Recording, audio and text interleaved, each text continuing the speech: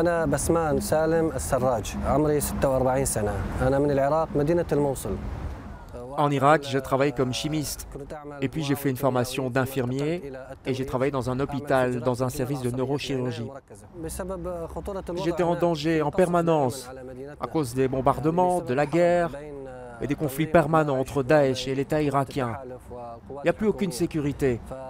C'est pour ça que j'ai décidé de partir pour la Belgique, via la Turquie.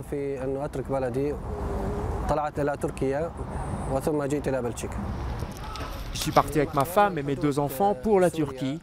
On a fait un trajet illégal, bien sûr, nous étions en fuite. On a pu traverser la frontière syrienne et là, on a pris un bus et on a voyagé 18 heures jusqu'à la ville de Zakaria, près d'Istanbul. Mais seulement, je n'étais pas autorisé à travailler et ça n'était pas permis pour les Syriens et les Irakiens. Quand mon fils est tombé malade, j'ai décidé de le laisser avec ma femme et mes enfants et puis d'aller trouver du travail en Europe.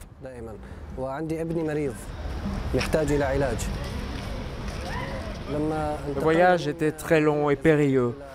Le plus éprouvant, c'était le trajet en mer depuis Izmir en Turquie. On a pris un de ces canots prévu pour 20 personnes, mais on était au moins 50 à bord. Le calvaire a duré 1h30 jusqu'à l'île de Lesbos en Grèce. Heureusement, on est tous arrivés sains et saufs.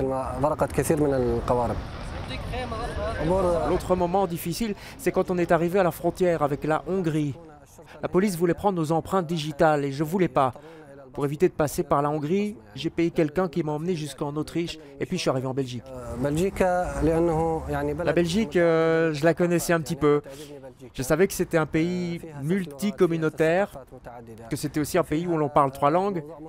Et puis je savais que les procédures de demande d'asile ne sont pas trop longues.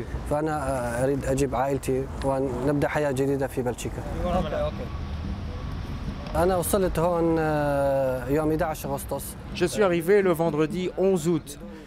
J'ai passé 3 jours dehors, notamment ici, dans ce parc. Et puis j'ai reçu une place dans un centre d'accueil au Petit Château. Quand j'ai su que ce parc était devenu un véritable campement, j'ai voulu venir travailler ici comme bénévole pour aider. Parce que je sais ce que ressentent ceux qui sont ici. Je suis passé par là.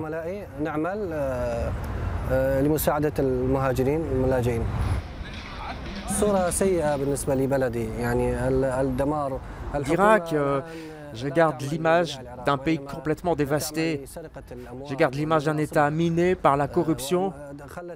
Et aussi l'image de tous ces Irakiens qui fuient leur pays.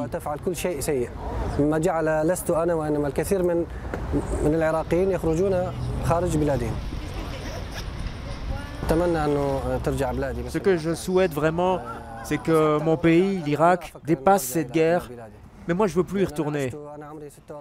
J'attends maintenant que ma femme et que mes enfants me rejoignent ici. Notre avenir est ici.